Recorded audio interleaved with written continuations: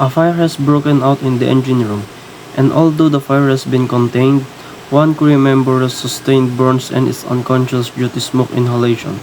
The crew has provided first aid, but the situation is critical. The master must communicate with the shore-based personnel for additional medical guidance and support, while the officer on watch and chief engineer provide updates on the ongoing We situation. have an emergency, sir. We have a fire in the engine room. It has been contained, but one crew member is injured.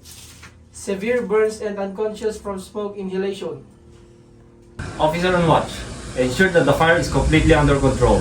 Chief Engineer, give me a status update on the engine room.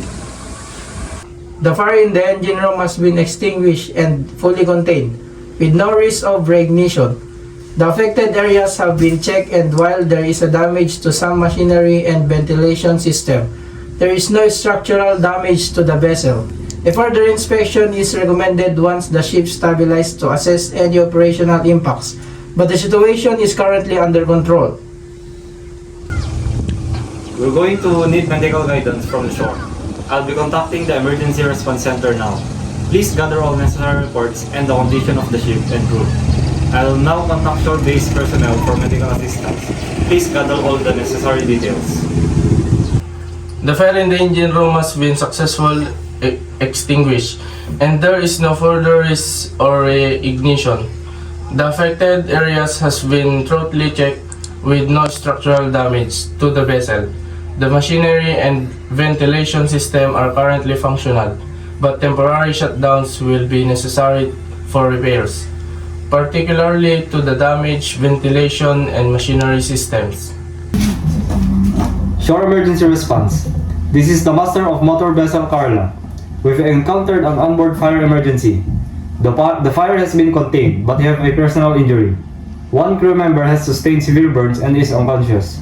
Requesting immediate medical guidance and assistance.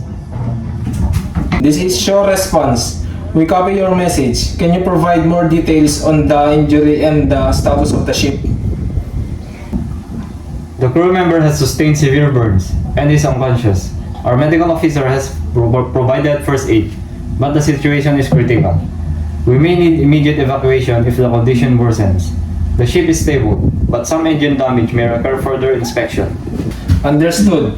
We'll activate emergency procedures. Please confirm if you have a doctor on board and the crew member's responsiveness. The crew member is unresponsive.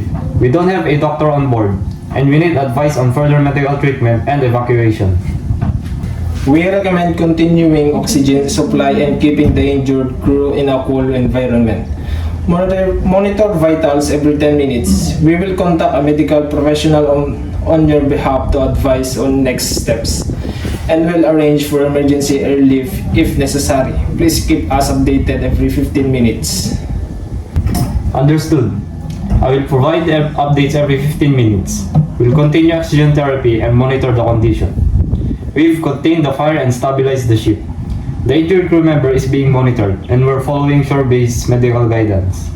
Emergency procedures are in place, and we are prepared for further action if needed. Thank you, everyone, for your quick and professional response. Let's stay alert and continue providing updates as necessary.